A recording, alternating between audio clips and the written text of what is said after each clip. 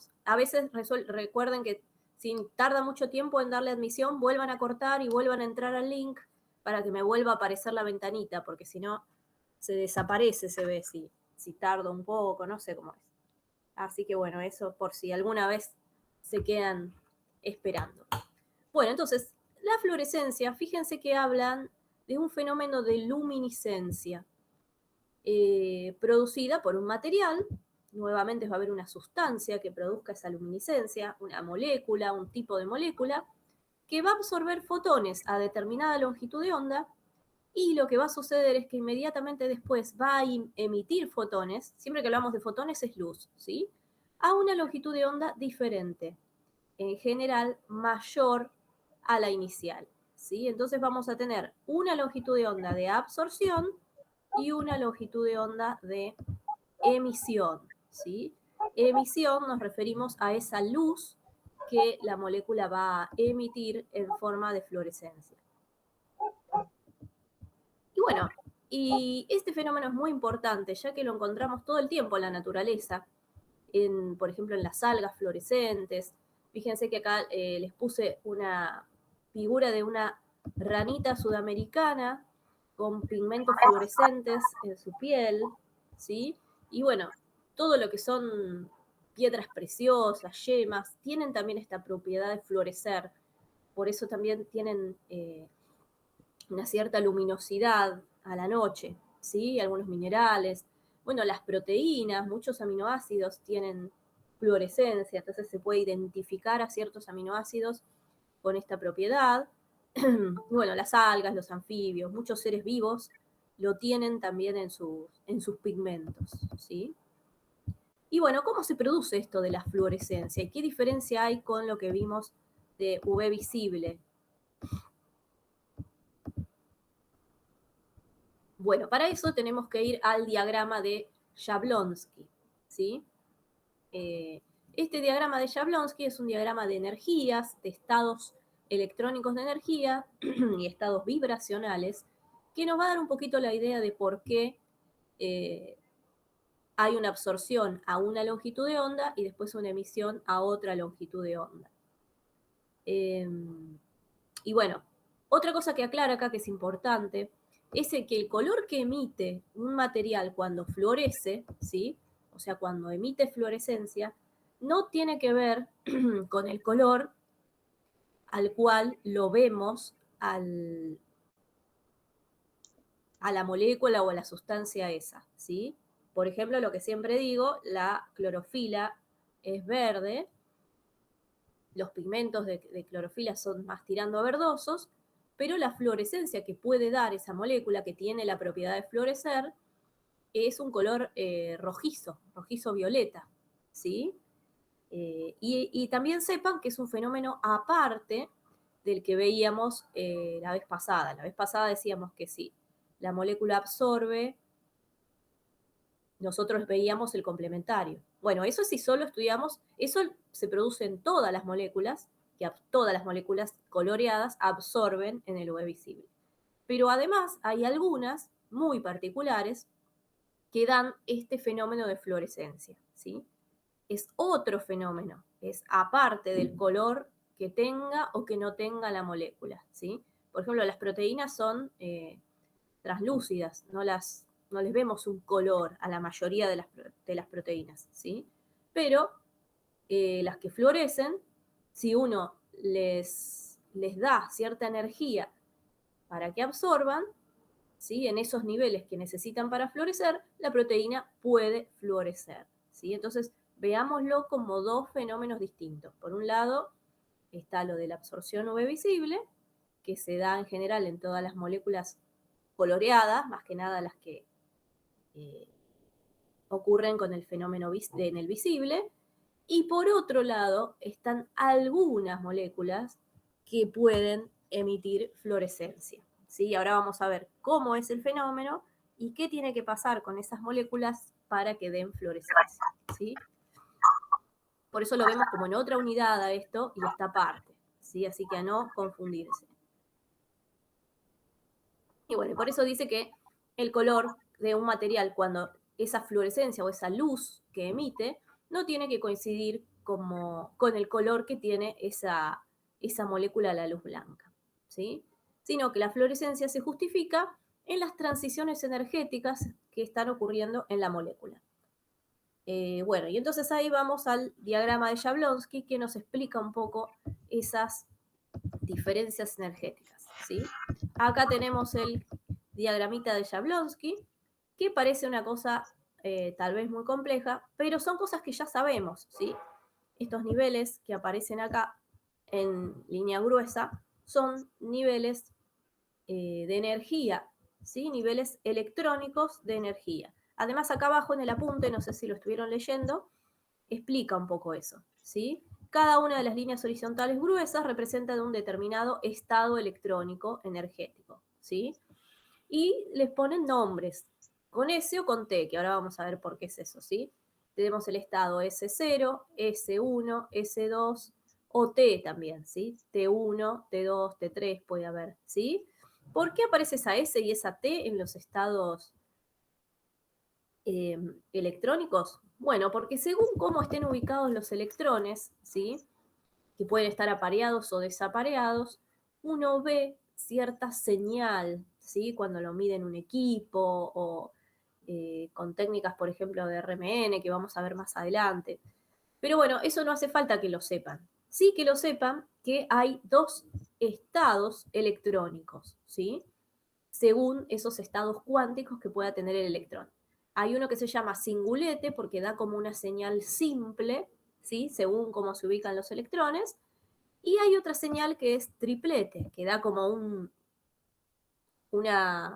tres montañitas, ¿sí? Bien juntitas, por eso se llama señal triplete. Y también depende de cómo se ubiquen los electrones, ¿sí? Pero bueno, más allá de cómo da esa señal, ustedes sepan que los estados electrónicos pueden ser de dos tipos.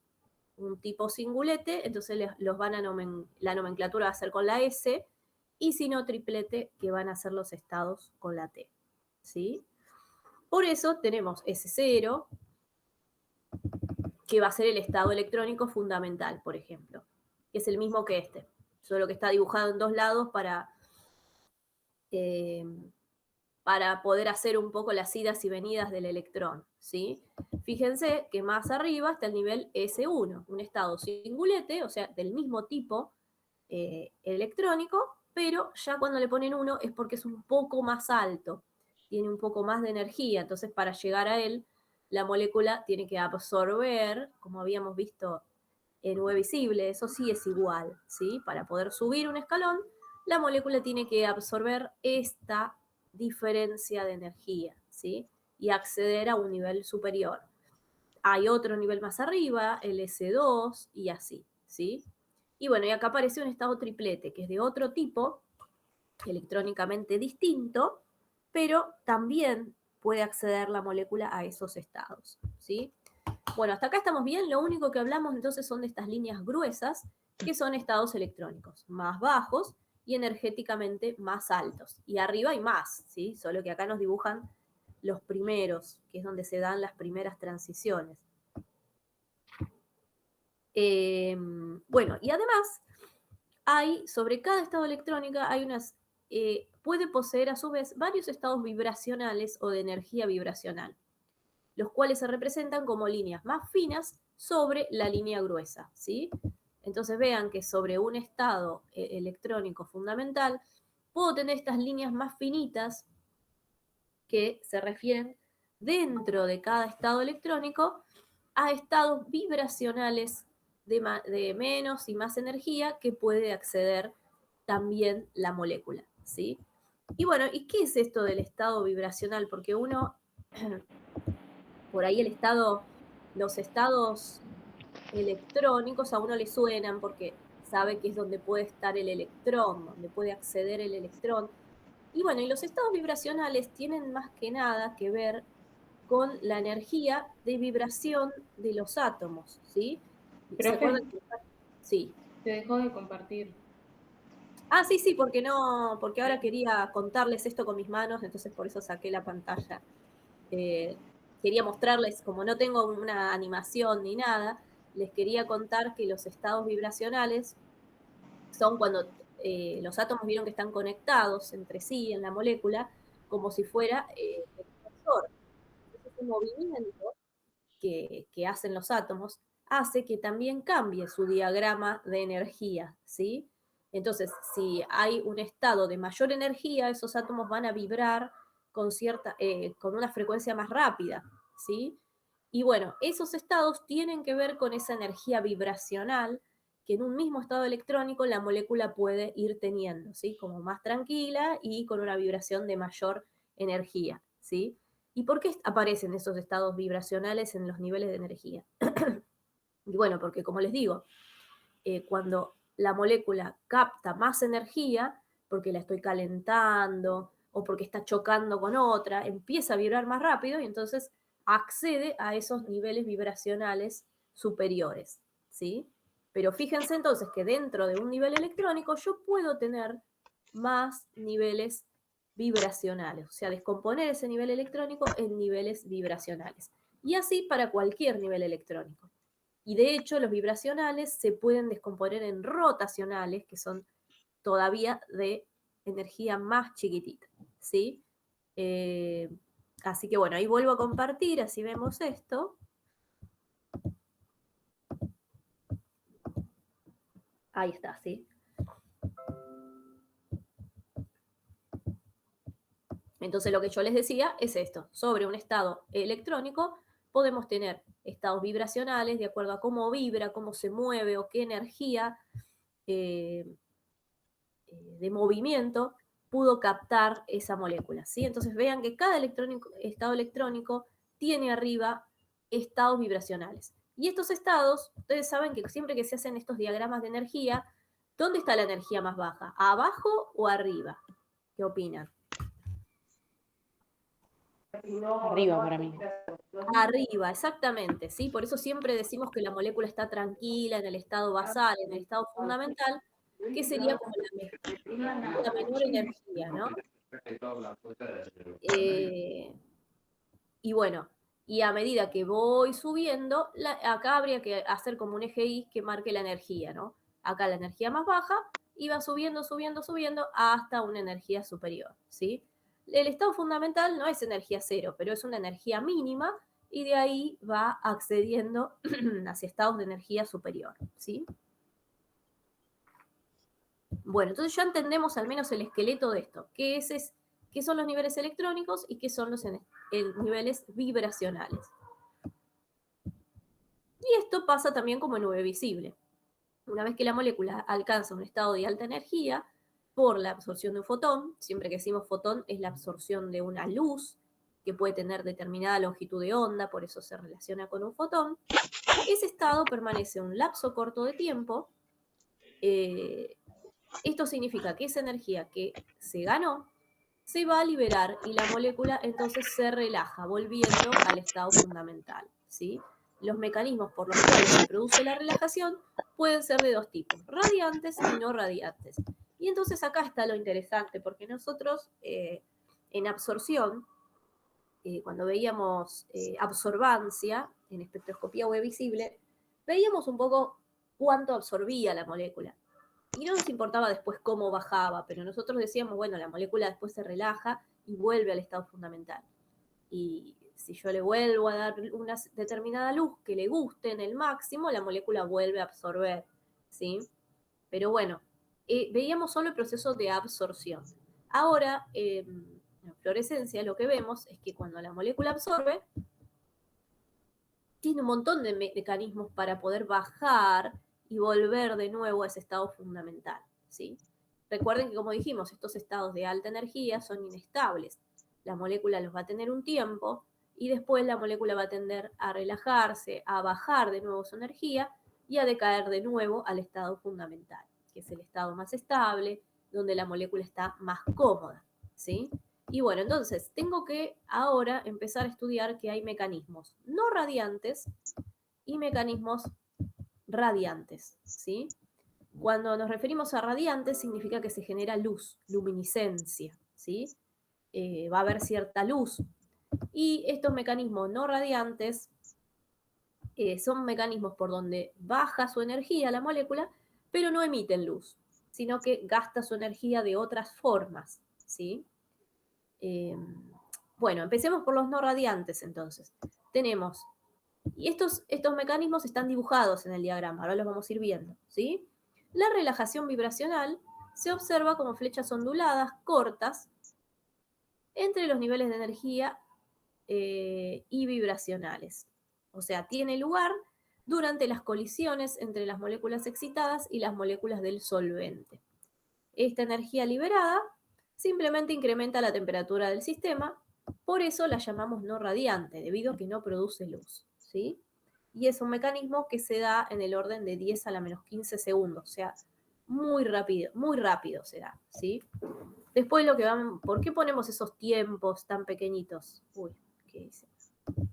Ponemos estos tiempos tan pequeñitos porque después van a ver que, como hay muchos fenómenos, el fenómeno que ocurra primero es el que va a ocurrir, porque es como que le va a ganar a los demás, ya se va a consumir la energía por ahí y entonces va a pasar ese y no va a pasar otro, ¿sí? Vean que esta relajación vibracional es muy rápida, por eso en general es lo primero que se da, y es el descenso dentro de los niveles vibracionales, ¿sí? Acá tendría que ser entre los niveles de energía vibracionales más que I. Eso después lo voy a arreglar. Sería este descenso que está acá, ¿ven?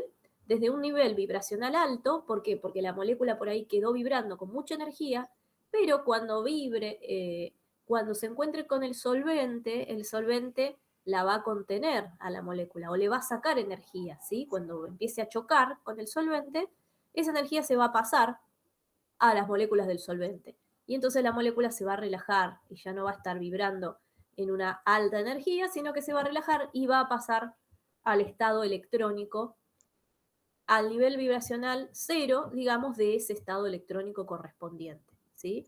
Lo mismo acá, ¿sí? Todas estas flechitas negras les cuentan eso, la relajación vibracional, que simplemente es que del último nivel vibracional bajan hacia el estado,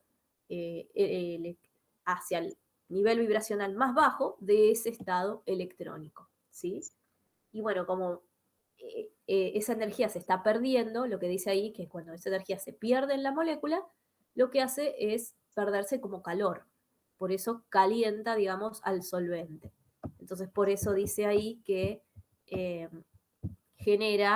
aumenta un poco la temperatura del sistema. Y bueno, es porque es la energía que la molécula pierde que la libera en forma de calor y calienta al sistema. Pero bueno, es un mecanismo no radiante. Después vamos a tener la conversión interna y el cruce intersistema. Estos mecanismos, fíjense que están en no radiante, ¿no? O sea, son todos no radiantes, ninguno de estos emite luz, pero se dan. Y son mecanismos por los cuales la molécula libera su energía. Este de conversión interna ya hay como un intercambio entre un nivel vibracional inferior de un estado electrónico y otro nivel vibracional de similar energía, que no hace falta que sea el inferior, ¿sí? Otro nivel electrónico vibracional, acá dice superior, de similar energía. O sea, hay como un cruce horizontal. Ahora lo vamos a ver en el diagrama y lo van a entender más, ¿sí? Porque, por ejemplo, la molécula relajó su estado electrónico hasta acá, hasta este nivel vibracional 0 de este nivel electrónico S2.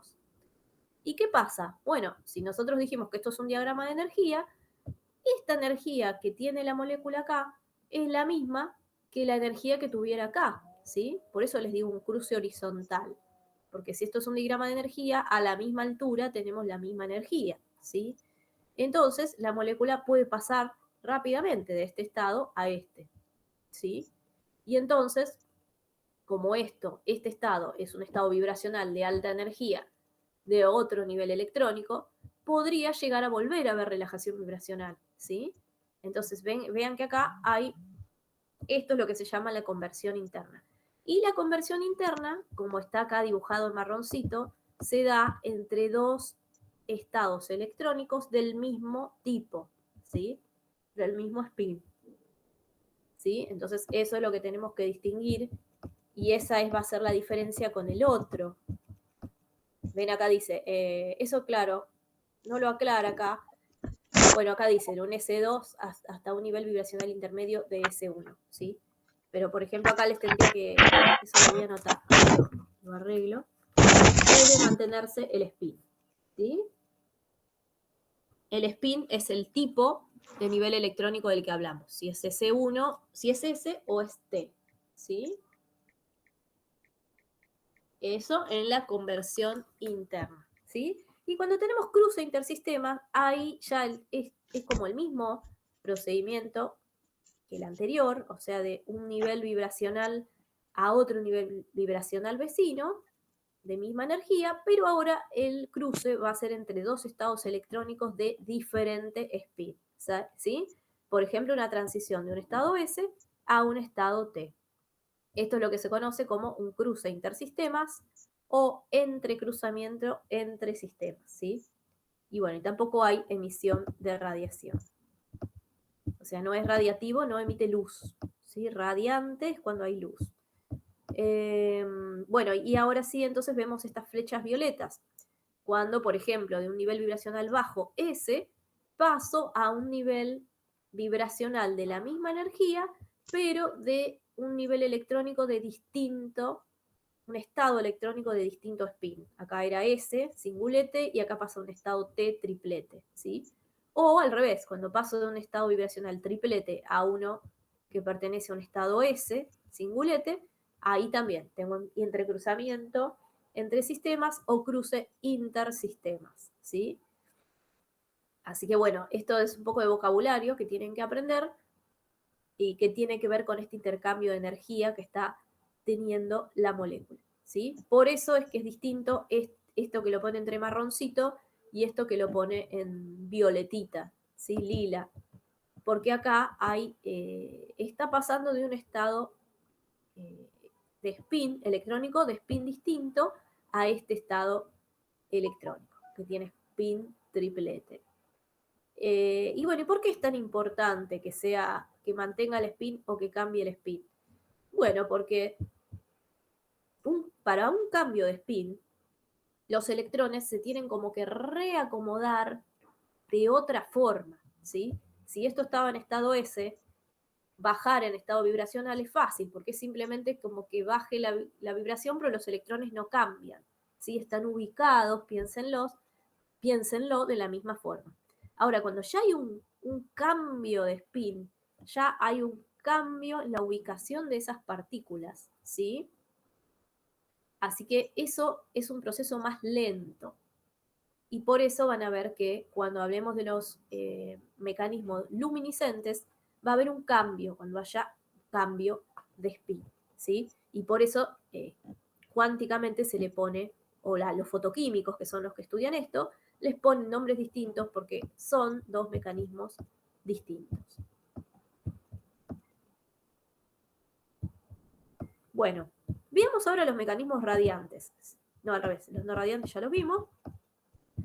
Los radiantes, ¿sí? Los que producen luminiscencia. Bueno, tenemos dos, fluorescencia y fosforescencia, ¿sí? Bueno, y ahí dejo de compartir un ratito porque para hablar un poco de la fosforescencia, ¿sí? Hay cosas fosforescentes que ustedes conocen. Seguramente vieron esas estrellitas que venden o como planetas que venden o letras también que se cargan con luz, que las venden para pegar como adhesivos en los vidrios o en el techo. A veces hay como unas eh, estrellitas que vienen que se cuelgan. Y entonces uno carga con luz esas estrellitas o lunitas o cosas. Y cuando apagas la luz, ¿qué pasa? Quedan como fluorescentes, ¿no? Como un color así medio verde, amarillo. Lo mismo venden de los collarcitos para los gatos, también fluorescentes. Bueno, no sé. Hay lapiceras que tienen estrellitas fluorescentes. ¿Alguna vez vieron eso? Algún compañero me decía que en las agujas del reloj, vieron que les ponen esa pintura fluorescente, entonces también esos relojitos que venden en los chinos bien de pila, esos bien chiquitos que tienen como las agujitas medio fluorescentes, entonces cuando la luz está encendida, se cargan con luz y entonces cuando uno apaga, ves por un rato al menos la fosforescencia. Eso más que fluorescencia son fosforescentes. Bueno, ¿alguien vio eso? ¿Tiene algo fosforescente en su casa? Profe, vi algunos casos también en ropa, que Voy a ver, compras, sí, un pijama que había visto para comprar para mi nena, cuando vos mira, apagabas la luz, se veía así, fosforescente. claro, para los chicos venden de todo, ¿sí? Para que Profe, en la pieza, cuando duerman, les queden todas las estrellitas y las cosas fosforescentes. Y mira, hasta lo ponen en la ropa, loquísimo, ¿sí? Bueno, sí, entonces, tengo una sí, consulta. Florencia. ¿Viste las pulseras esas que vienen rectas y cuando las rompes para ponerte en la muñeca liberan como un líquido fluorescente? ¿Es el mismo mecanismo? Claro, también ahí hay una reacción. Lo que pasa ahí es que hay como el producto de la reacción química que uno hace cuando se mezclan dos compuestos, da un producto que genera luminiscencia, ¿sí? Entonces, por eso es que uno lo tiene que romper como para que se combinen, no sé, dos sustancias que están en dos tubitos, algo así, ¿no? Ahora no me acuerdo bien cómo es.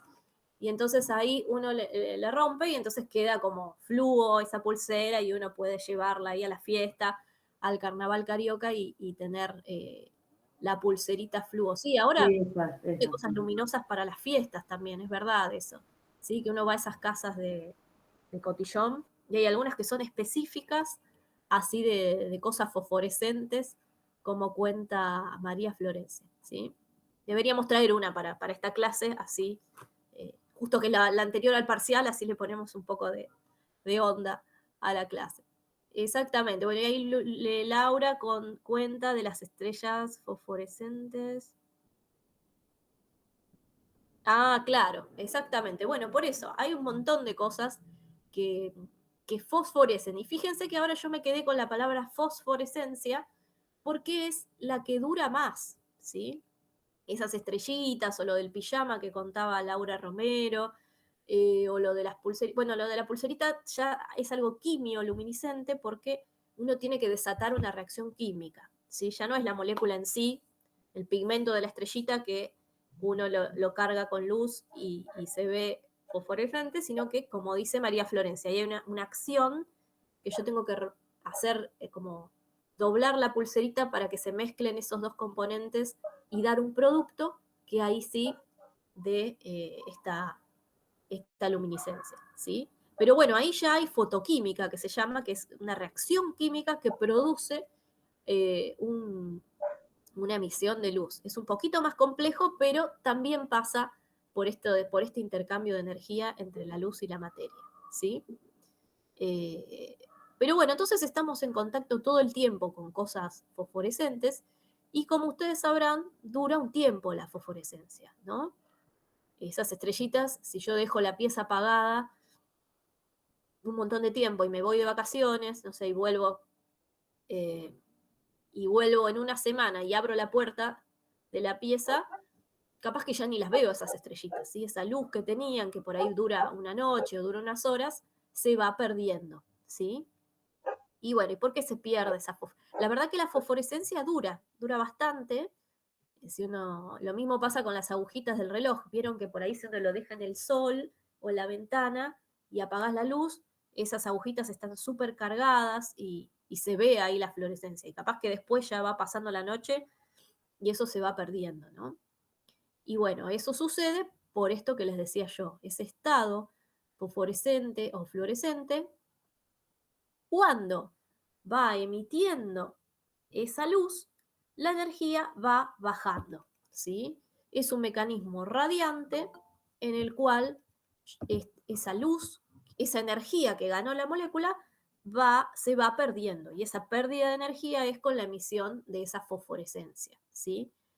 Bueno, y lo que más conocemos nosotros es la fosforescencia porque es lo que dura más. Pero también hay un mecanismo de fluorescencia, ¿sí? La fluorescencia es muy cortito, dura un tiempo, ¿sí? La molécula libera su energía rápidamente y cae al toque, ¿sí? Entonces, por eso vamos a definir fosforescencia como un mecanismo radiativo más lento y fluorescencia como un mecanismo radiativo más rápido, ¿sí? Con los cuales la molécula libera la energía que ganó, ¿sí? Eso es lo que vamos a ver en el diagrama. Ah, bueno, ¿y por qué se genera esa diferencia entre fosforescencia, que son las estrellitas y todo lo que tenemos, y la fluorescencia, que es algo más rápido y que la usamos más en el laboratorio? Esa diferencia nuevamente la explicamos por los estados de Jablonski, ¿sí? Cuando hay, vamos a ir viendo el diagrama. A ver, esperen que lo comparto.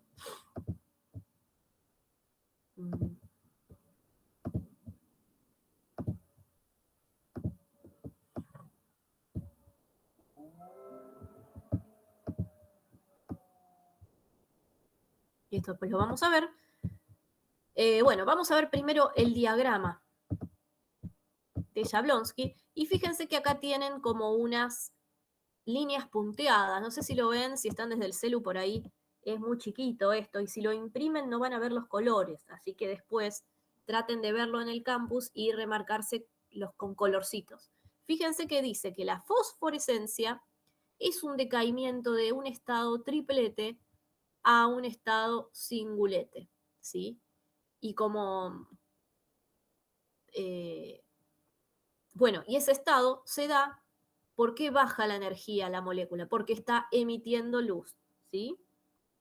Entonces, la fosforescencia, como dijimos que era un mecanismo más lento que la molécula pase de un estado triplete a un estado singulete, ¿por qué? Porque tiene que acomodar sus electrones de otra forma, entonces esta fosforescencia va siendo bastante lenta.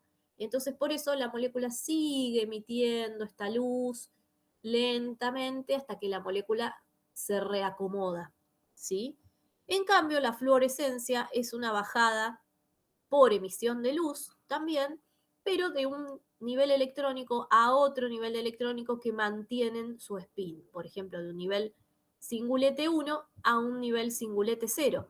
Entonces, por eso, acá la molécula simplemente libera luz, baja al estado fundamental y deja de emitir luz porque ya está cómoda, volvió a su estado basal, ¿sí? No tiene que hacer todo ese cambio, ese reacomodamiento electrónico de un estado de spin a otro, ¿sí? Entonces, por eso es que tenemos estos dos fenómenos, de fosforescencia y fluorescencia. Pero vean que físicamente los dos son estados radiativos, ¿sí? O sea, de emisión de luz. Y bueno, ustedes ahora me podrán preguntar, pero vos dijiste que algunas moléculas causan fluorescencia o fosforescencia, no todas. Y no, la verdad que todas no. Por eso es que esas estrellitas o esas agujitas del reloj tienen que estar pintadas con esa pintura fluorescente, que ya se sabe que es un pigmento que tiene estas propiedades de fluorecer, ¿sí? No cualquier pintura con la que pinto mi pared florece, por más que yo la pinte de un color naranja, si la veo naranja a mis ojos, bueno, eso es porque absorbe, como vimos la otra vez, en otro color y mis ojos ven un color.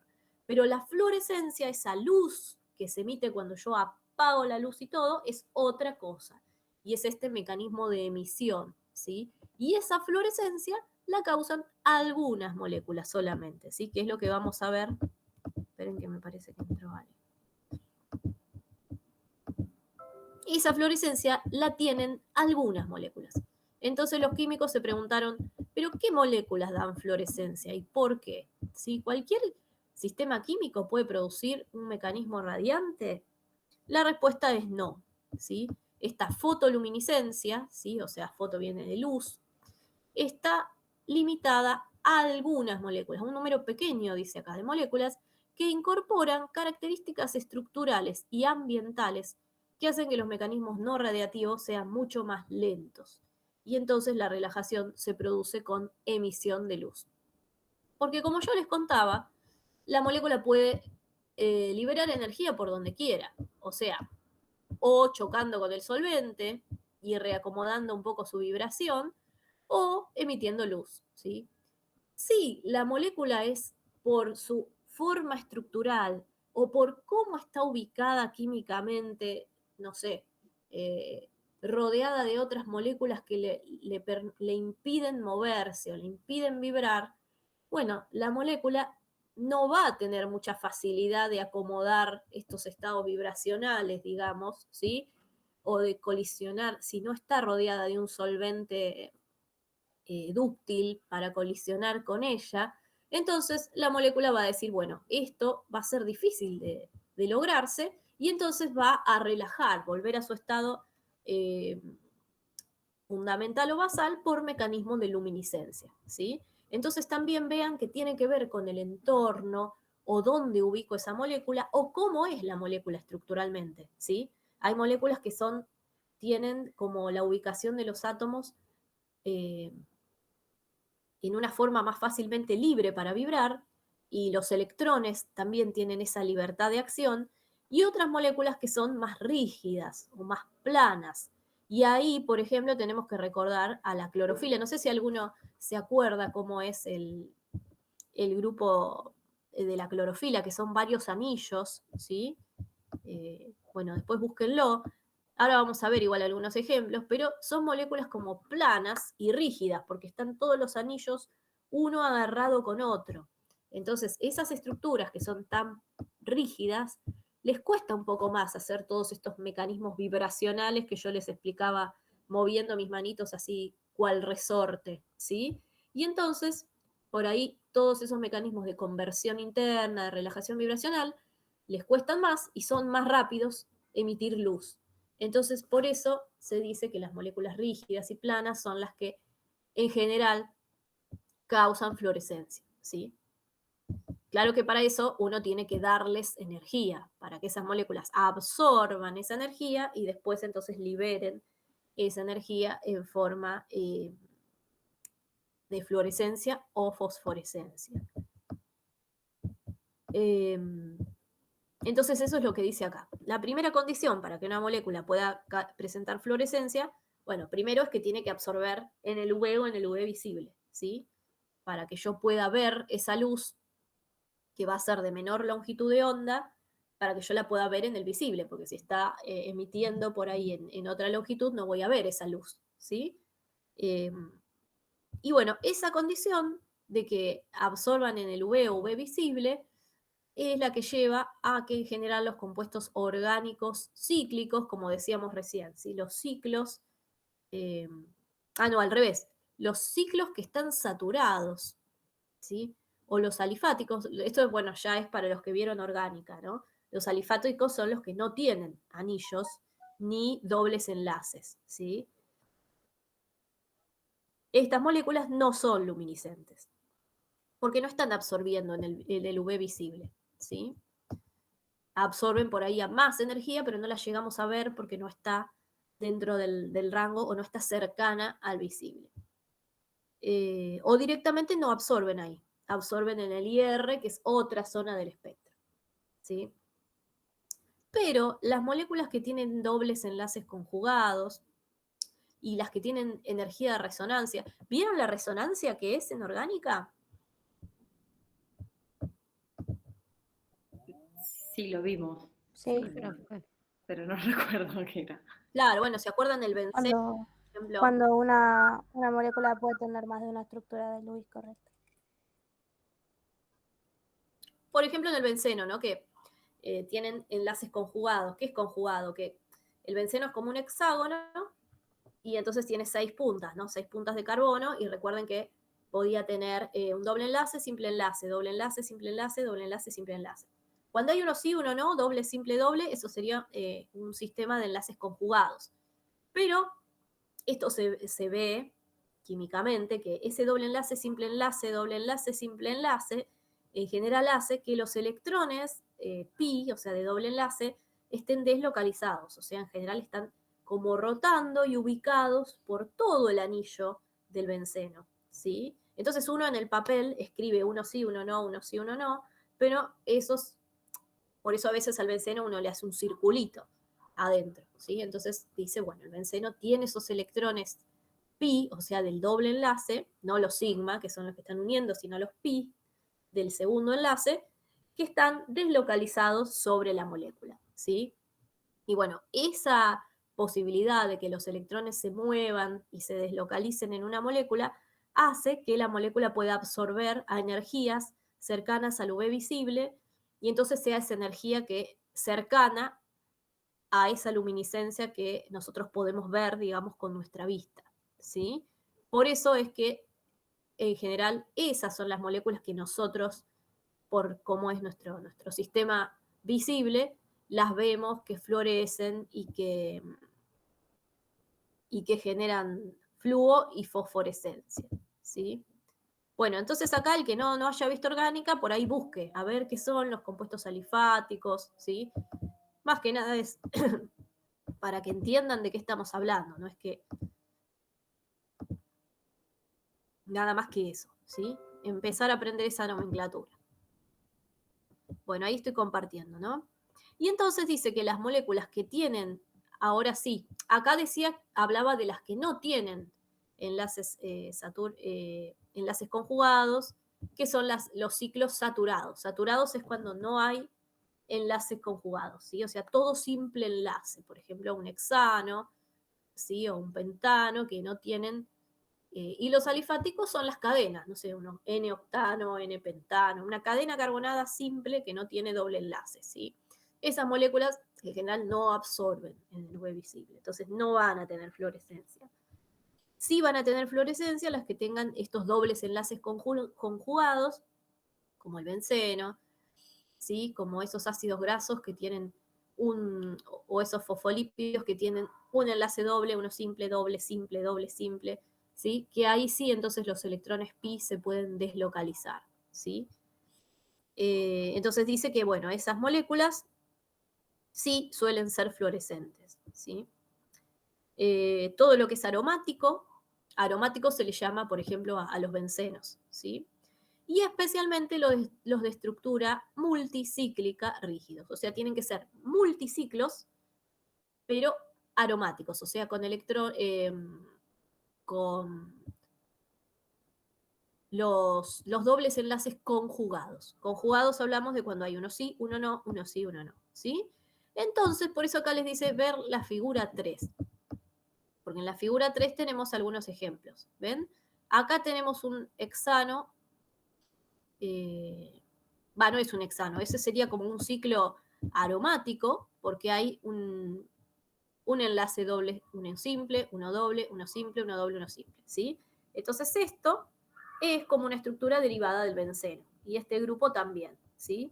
Fíjense que acá hay una estructura multicíclica, pero que están todos los enlaces conjugados, uno sí, uno no, uno sí, uno no, y en el otro hexágono siguen, uno sí, uno no, uno sí, uno no, uno sí. Entonces ahí hay todo un sistema de electrones conjugados que esos electrones van a poder deslocalizarse por toda la molécula y entonces permitir una absorción en el UV cercano al visible o en el visible, ¿sí?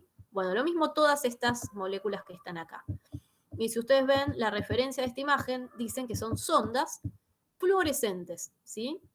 O sea, moléculas que, por ejemplo, en biotecnología o cuando yo tengo que marcar una proteína o tengo que marcar un componente para identificarlo, lo puedo unir a cualquiera de estos elementos, de estos compuestos, y yo sé que estos compuestos, cuando yo los irradie con esta longitud de onda de absorción, me van a dar fluorescencia. Entonces yo ahí voy a saber si tengo o no el compuesto ese al que le uní estas ondas, ¿sí? Entonces estas ondas se usan. Y como verán, los químicos se dieron cuenta que tenían que tener esa estructura plana, rígida, entonces les va a costar resolver el decaimiento por procedimientos vibracionales y van a generar más que nada emisión de luz, ¿sí? Así que bueno, por eso ahí les mostraba esos. Justo la clorofila no la pusimos en el apunte, pero búsquenla y van a ver que tiene también muchos anillos, ¿sí? Bueno, y esto también es importante entonces. Cuando hay rigidez estructural, es lo que les contaba yo. Es difícil que la molécula resuelva ese decaimiento por relajación vibracional. Entonces prefiere tener el decaimiento energético por mecanismos radiantes, ¿sí? Eso ya, como que lo vieron antes de entender qué pasaba, lo veían empíricamente. ¿Sí? Empíricamente significa que no se entendía por qué, pero veían que estos componentes más rígidos tenían fluorescencia y los otros que por ahí eran, que podían moverse y rotar y vibrar más libremente, no tenían fluorescencia. ¿Sí? Entonces, por eso empíricamente se encontró que la fluorescencia se favorece en estas moléculas rígidas. ¿Sí? Poca probabilidad de rotación y vibración entre enlaces. Ahí falta lo de vibración. Bueno, y ahora vamos a algo más técnico, que es cómo se ve en un espectro de absorción y de emisión esto que yo les conté, ¿sí? Porque se acuerdan que en absorbancia nosotros podíamos hacer un espectro de absorción, ¿sí? Que era algo así. Acá teníamos la longitud de onda y acá teníamos la absorbancia. ¿Cuánta cantidad de absorbancia podía absorber un compuesto? Entonces buscábamos un máximo que decíamos, en esta longitud de onda es la que a mi compuesto le gusta absorber, ¿sí? Que por ejemplo en el reactivo de la glucosa, ¿se acuerdan que era cercano a 505? Que por eso le poníamos ese máximo en el espectrofotómetro, porque era donde teníamos la mayor absorbancia y entonces íbamos a tener una buena señal. Fíjense que acá tenemos en azul tenemos el espectro de absorción, o sea que es ese espectro que nosotros ya vimos en absorbancia, pero ahora aparece también el espectro de emisión, ¿sí? Y bueno, esto es lógico porque nosotros ya sabemos que ahora estamos estudiando dos procesos. Uno en donde la molécula absorbe luz, ¿sí? Entonces nosotros podemos calcular en este rango de longitudes de onda dónde absorbe la luz, y vean que la emisión se da en longitudes de onda más, más altas, ¿sí? Cuando la longitud de onda es más alta, ¿qué pasaba con la energía?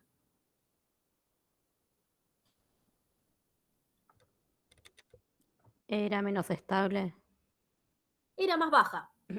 Simplemente hay que recordar que a mayor longitud de onda de la luz, acuérdense que el tipo de longitud de onda es un tipo de luz. ¿Qué color es? Pueden pensarlo, ¿sí? Por eso acá también nos lo dibujan de dos colores. La absorción en una luz azul y la emisión por ahí en una luz más roja. Les ponen un color, en realidad con todas estas longitudes de onda el color va cambiando un poquito, ¿no? Pero les ponen un ejemplo, que algo más a la izquierda va a tener un tipo de luz y algo más a la derecha va a ser otra longitud de onda, ¿sí? De ese fotón o de esa emisión que va a haber, ¿sí? Y entonces, fíjense que la absorción va a ser a longitudes de onda más bajas y esto significa que van a ser energías más altas, ¿sí? Los saltos de absorción. Y los saltos de emisión, vean que son a longitudes de onda más altas, o sea, a energías más bajas. ¿Y esto por qué es? Bueno, tampoco es tanta diferencia, ¿sí? Vean que los máximos están como cerquita, ¿sí? Esto es por lo que charlábamos en el diagrama de Jablonski también. Por eso es que hay que ver ese diagrama, porque ahí es donde uno puede entender un poco todo, ¿no? Vean que los saltos de absorción son más grandes, ¿no? Porque tiene que subir y en general sube a estados vibracionales superiores. A ver si lo podemos poner acá, ¿sí? Por ejemplo, un salto de absorción es todo esto, ¿sí? O todo esto a nivel vibracional superior, ¿sí? Entonces, si yo le doy cierta longitud de onda, claro, acá hay cosas que nosotros no entendemos, que un fotoquímico podría explicar.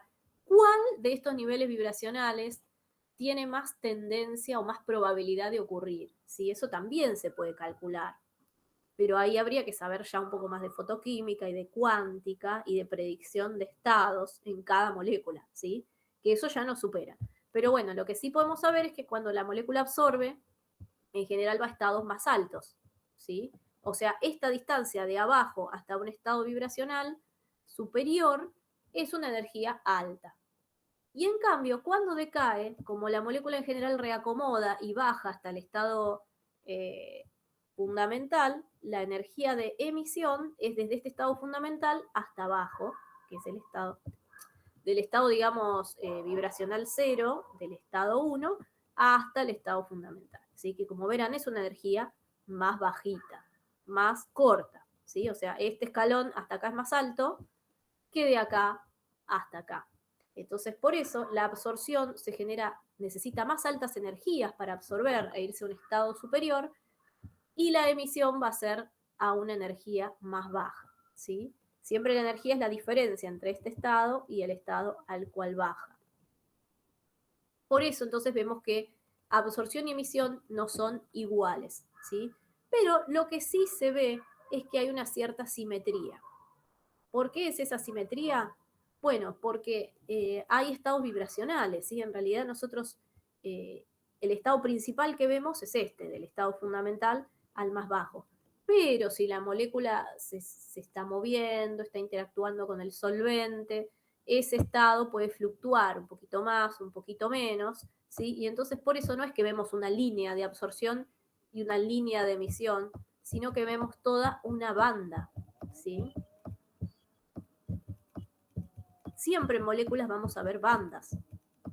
Lo mismo nos pasaba en espectrofotometría. ¿Sí? Uno no ve una línea y dice, solamente absorbe en 500 y emite en 600.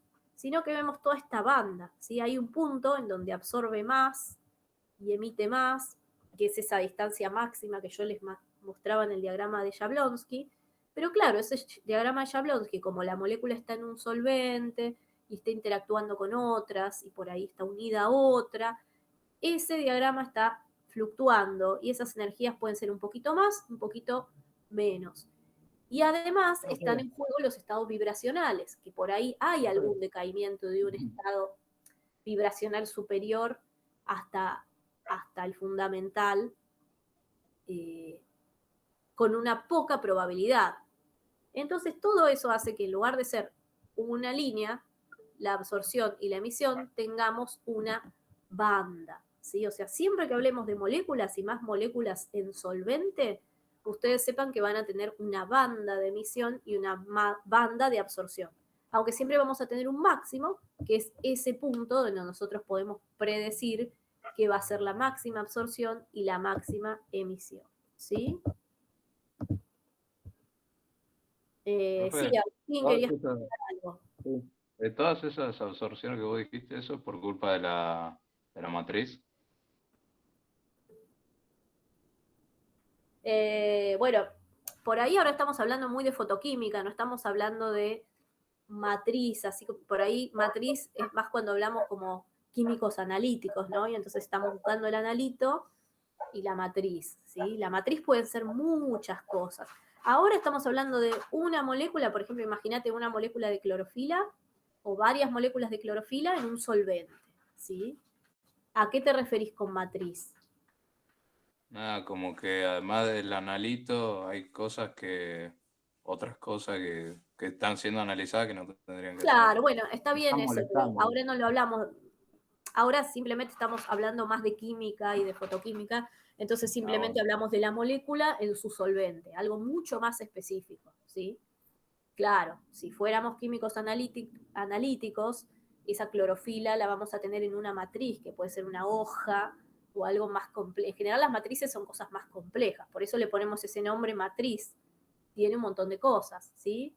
Una hoja, una rama, una planta de lechuga, ¿sí? Entonces en toda esa matriz yo tengo que buscar la clorofila y estudiar.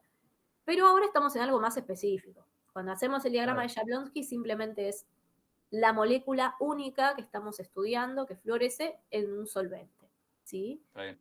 Y bueno, y ahí viendo esa molécula única ya purificada en un solvente, también se ven toda esta banda de absorción y de emisión, ¿sí? Aunque hay una principal, una absorción y una emisión principal, hay toda una banda porque como ustedes vieron, hay un montón de estados vibracionales. Entonces, a la larga, de todos hay fluorescencia y hay absorción y a todos. Lo que pasa que menos probabilidad, ¿sí? La mayor probabilidad es esa que les contaba yo, que es la que se puede calcular y después la mayor probabilidad de emisión es cuando esos niveles vibracionales decaen, llega al nivel electrónico superior y baja al nivel fundamental, ¿sí? Pero como ya vieron, este diagrama es muy complejo y puede haber emisiones de estados cercanos y absorciones de estados cercanos. Entonces siempre voy a tener una banda cuando yo estudie moléculas. Distinto va a ser cuando veamos emisión y absorción atómica, que ahí van a ver que se da un espectro de líneas, ¿sí? Porque ahí sí lo voy a tener al átomo aislado entre sí. No van a haber tantos niveles vibracionales ni cosas como pasa en una molécula, ¿sí? En la que hay tanta interacción con todas las moléculas de la misma molécula y los átomos de las moléculas que rodean. Y además los átomos del solvente, ¿sí? Todo eso genera un nivel muy complejo. Y por eso es que nosotros vemos esas bandas, ¿sí? Bueno, no los quiero quemar con esto. Ya saben entonces por qué se producen estas bandas. Y bueno, sí lo que se ve es que la cosa es medio simétrica, ¿no? Porque es como que la probabilidad es la misma y después el decaimiento para un lado y para el otro es como similar. Entonces lo que sí se ve es que si nosotros pudiéramos superponer la absorción y la emisión, la cosa es bastante simétrica, ¿sí? Como sucede en un caso y en otro, ¿sí? Y esa simetría entre entre el máximo de absorción y el máximo de emisión, uno puede calcular ese desplazamiento de Stokes, que se llama, ¿sí? Y bueno, entonces por ahí eso es propio de cada componente que florece. Bueno, ¿cómo se mide la fluorescencia? ¿Cómo uno sabe cuando un componente es más o menos fluorescente? Bueno, eso se calcula gracias al rendimiento cuántico de fluorescencia. Y este rendimiento cuántico, acá no les hago la fórmula con todos los parámetros, pero simplemente les ponemos la expresión para que ustedes sepan que ese rendimiento cuántico se calcula como la relación entre los fotones que emiten luz con respecto a los fotones absorbidos, ¿sí? ¿Por qué? Bueno, otra vez, yéndonos al diagrama de Jablonski, la energía que absorbe la molécula, o sea, esos fotones de luz que absorbe, después la molécula los va a gastar en diferentes formas de decaimiento, ¿sí? Entonces, si gasta un montón de energía con mecanismos no radiativos y el mecanismo radiativo es poca la energía que produce en un mecanismo radiativo, la fluorescencia o la fosforescencia va a ser poca. Y entonces ese rendimiento cuántico va a ser bajo. Por eso, siempre se relaciona la energía de emisión radiativa con respecto a los fotones que absorbe la molécula, ¿sí? Ese cálculo, como les dice ahí, además de hacerse en forma de relacionando los fotones es difícil. Entonces, para poder calcular esto de alguna forma, porque contar fotones es complicado, se trabaja con los mecanismos estudiando las constantes de velocidad de cada uno de los fenómenos, ¿sí? Entonces se pone el rendimiento cuántico es la velocidad de emisión, la constante de velocidad de emisión de fluorescencia sobre las constantes de velocidad de todos los otros fenómenos por los cuales la molécula está emitiendo. Todos esos fenómenos se comparan a toda la luz que absorbió inicialmente esa molécula, ¿sí?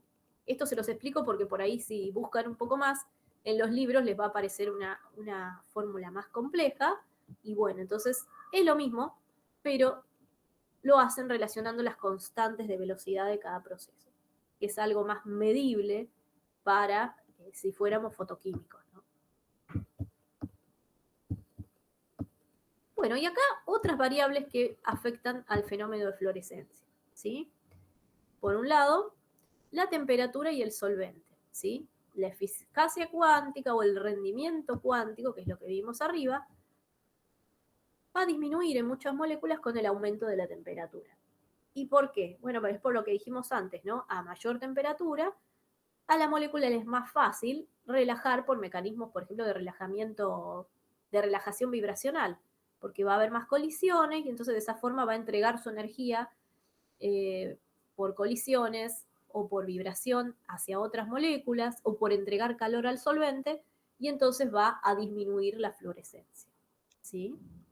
Lo mismo si le pongo un solvente con el cual la molécula pueda lograr hacer colisiones más efectivas, entonces va a entregar su energía al solvente colisionando y no va a funcionar mucho la fluorescencia, ¿sí? Entonces vean que cambiando un solvente hasta puedo lograr que baje la fluorescencia o que aumente, ¿sí? Eso es lo que nos dice esta tablita. Bueno, por otra parte, hay que cuidar el pH. Si yo tengo una molécula fluorescente y la pongo en un pH que no sea adecuada para que la estructura electrónica sea la correcta, puedo perder la fluorescencia. O al revés, puedo ganar fluorescencia si pongo otro pH que sea adecuado para ese estado electrónico que favorece los mecanismos de emisión, ¿sí? ¿Y por qué es eso? Bueno, porque sabemos que si un compuesto tiene grupos ácidos o básicos, ¿qué pasa? Cuando aumenta el pH, esto también lo deben haber visto en química general o en orgánica, ¿sí? Cuando aumenta el pH, puede ser que los grupos ácidos estén protonados. Ahora, cuando me voy a un estado muy básico, de un entorno muy básico, esos protones de los ácidos orgánicos seguramente van a perder esos protones y entonces esos electrones de los grupos carboxilos, por ejemplo, van a quedar libres, ¿sí? Entonces, esos cambios electrónicos pueden cambiar la resonancia de esos electrones en la molécula y entonces todos los cambios estructurales, ustedes ya saben que generan cambios en los niveles de energía. Entonces, un cambio de pH, sepan que puede aumentar o disminuir la fluorescencia según el caso, ¿sí? Es un molino más. Bueno, y acá les habla, hay una deducción que no hace falta que sepan, pero se las pongo para que sepan que también hay una relación entre fluorescencia y concentración, ¿sí? ¿Por qué? Porque uno puede estudiar a la fluorescencia como una constante por la intensidad inicial, o sea, la intensidad que uno le da a la muestra con respecto a la intensidad luego de atravesar una cubeta que tenga esa molécula fluorescente, ¿sí? Y bueno, y esa constante K' depende de la eficacia cuántica de esa molécula, ¿no? Para que si es alta ese rendimiento cuántico o eficacia cuántica, voy a tener más fluorescencia. Si es baja, menos fluorescencia. Pero además de esa constante, va a estar esta relación entre la luz que ingresa y que sale de la muestra, ¿sí? Y bueno, lo que nos dice acá es que esta luz nosotros ya también la relacionamos con la absorbancia, ¿sí? Porque recuerden que para que la molécula pueda fluorecer, primero tiene que absorber. Entonces acá nos relacionan la ley de Lambert-Beer. Y entonces acá lo que nos comenta es que si unimos esta fórmula con esta, ¿sí? Bueno, y hay que hacer algunas aproximaciones matemáticas, ¿sí? Que no se las pongo para no ser pesados con la parte de desarrollo, pero los libros está, para el que lo quiera ver en el SCUP, ¿sí? Y entonces se llega a la siguiente expresión, que la fluorescencia es igual a una constante que tiene que ver con el rendimiento cuántico de fluorescencia por la concentración, ¿sí? Pero ¿qué pasa? Como yo usé Lambert-Beer acá, esta fórmula tiene los mismos límites que Lambert-Beer, ¿sí? O sea que la fluorescencia de un componente va a ser proporcional a la concentración, pero para bajas concentraciones. Recuerden que Lambert-Beer, si yo me iba a concentraciones muy altas, ya podían haber efectos en mi molécula que ya no me den una cosa muy lineal, ¿sí? Y entonces ahí es donde perdemos efectividad de Lambert-Beer a altas concentraciones. Entonces lo mismo en fluorescencia, ¿sí? Ahí entra alguien más. Hay alguien que está consultando, ¿no? Natalia. Sí, profe, eso tiene que ver con el límite de linealidad, algo así que mandó usted. Mandó un problema Bueno, yo les mandé un problema. Claro, una cosa es lo que pasa con las moléculas, cuando hay un montón de problemas por los cuales se puede perder ese límite de linealidad, ¿sí? Ustedes por un lado tienen que entender que las moléculas mismas, cuando ya están muy concentradas, pasan a ser como otra cosa, ¿sí? Una cosa es que las moléculas estén diluidas en solución, entonces la cosa es lineal, porque a más moléculas absorben un poquito más. Pero ya si las moléculas están muy... Ahora olvidándome del espectrofotómetro, olvidándome de la técnica analítica, cuando las moléculas están muy aplastadas entre sí, ya muy concentradas, se pueden unir entre sí, a veces se forman dímeros, que se llaman, ¿sí? Si ya, por ejemplo, concentro mucho una cosa. Y entonces esos dímeros cambian su estructura electrónica y te empiezan a absorber de otra forma. Entonces cambia su absortividad, cambia su coeficiente de extinción, y entonces ya Lambert-Beer ahí ya no sirve, ¿sí? Pero ahí es porque estoy como forzando el reacomodamiento de esas moléculas en solución, ¿sí? Entonces, por un lado puede pasar eso. Entonces, por eso nos hablan también de que la fluorescencia y la absorbancia, cuando las moléculas tienen su espacio en el solvente y no hay interacciones raras entre sí, las moléculas van a cumplir Lambert-Beer, van a ser lineales a la concentración. Ahora, además de esos problemas de la molécula en el solvente, ¿sí? Que son problemas más del analito, ¿sí? Esos son límites del analito con respecto a Lambert-Beer. Lambert-Beer tiene límites experimentales o instrumentales, ¿sí? ¿Por qué instrumentales? Bueno, porque yo, cuando hago la curva de calibración, puede pasar que por cómo es mi espectrofotómetro, cómo es la potencia de la lámpara, llegue a poder medir bien la absorbancia linealmente hasta cierta concentración. Y ya cuando esa concentración es muy oscura, muy intensa, muy opaca, ya mi lámpara no puede pasar bien la luz por esa cubeta, ¿sí? Y entonces no estoy... la absorbancia me da cualquier cosa, me empieza a dar valores iguales, ya no me puede medir más, entonces por eso ya no veo una cosa lineal, sino que la curva se me achata, ¿sí? Pero ahí no es culpa del analito que hizo dímeros y todo lo que les contaba antes. Ahí es culpa de mi equipo, que la lámpara tiene poca potencia. Capaz que yo mido ese analito en otro equipo, de otro laboratorio más potente, y puedo tener un límite de linealidad más amplio, ¿sí? Entonces... Por eso es que las dos últimas las sacamos porque daban cualquier cosa, o sea, por el equipo. Claro, entonces ustedes, como químicos analíticos, no les importa mucho por qué pasa eso, pero sí les importa trabajar con un límite lineal. Entonces, si ustedes ven que en su equipo, con su analito, con ese reactivo que compraron, el límite de linealidad da hasta ahí, tienen que usar hasta ahí la curva de calibración, ¿sí? ¿Por qué será? Porque se forman dímeros, porque la lámpara no sirve, porque mi equipo tiene ese límite. No me importa, pero yo sé que con ese sistema que estoy trabajando, la linealidad llega hasta ahí, ¿sí? Entonces, eso diría un químico analítico, ¿sí? La linealidad llegó hasta ahí.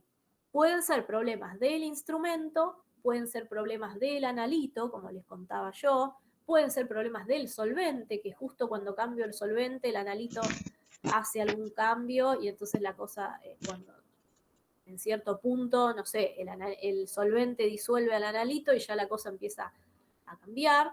Bueno, puede haber miles de problemas, pero lo que yo tengo que saber es que la curva de calibración va a reflejar hasta dónde, con el sistema que tengo, con el analito que tengo y con el equipo que tengo, hasta dónde la cosa es lineal. Entonces siempre lo tengo que usar ahí, porque después empiezan a pasar estos problemas, ¿sí? Que como les dije, muchos capaz que no son de Lambert-Beer, sino que es porque el analito ya empieza a cambiar su estructura, porque está como muy unido a otras interacciones, o a veces cuando hay muchas sales también hace que los diagramas de electrónicos cambien, y entonces por eso absorbe distinto, pero no es culpa del Lambert-Beer, ¿sí? Sino es culpa de los cambios que sufre el analito cuando está muy concentrado. O capaz que el analito está lo más bien, pero mi lámpara ya a una cierta intensidad de color, o mi equipo, o mi detector, a una cierta intensidad de color ya no puede distinguir bien las cosas. Entonces, por más que Lambert-Beer por ahí ande bien, las desviaciones a Lambert-Beer son instrumentales, ¿sí? Entonces, por eso, sepan que hay desviaciones a Lambert-Beer más propias del analito, culpa de la molécula, o desviaciones al Lambert-Beer instrumentales. Y en los libros las van a encontrar así, ¿sí? Pero bueno, pase lo que pase, en un momento van a perder, puede que pierdan la linealidad, ¿sí? Ojalá que no, pero ya se sabe que en un momento esa linealidad se pierde. Entonces ustedes tienen que trabajar en el límite lineal. ¿Por qué? Porque después de ese límite de linealidad ya no es proporcional la cosa. Entonces yo ya no puedo usar esa recta que me dio el Excel, porque esa recta que me dio el Excel me refleja la relación proporcional entre una cosa y otra. Si ya la curva más arriba se dobla y me da cualquier cosa o se achata, ya no me está respondiendo a esa curva lineal que me dio el Excel o me dio la regresión lineal que yo hice. ¿Se entiende, Natalia? Entonces, vos ya estás yendo más allá. Sí, profe. Yo acá estoy Sí, hablando solamente del analito, de lo que le puede pasar al analito, los cambios que tiene el analito, pero eso juntado con el equipo y juntado lo que con nosotros usamos para hacer nuestro experimento, también se le pueden sumar limitaciones extra, ¿sí? Entonces, por eso haces tu curva de calibración el mismo día del experimento, ¿sí?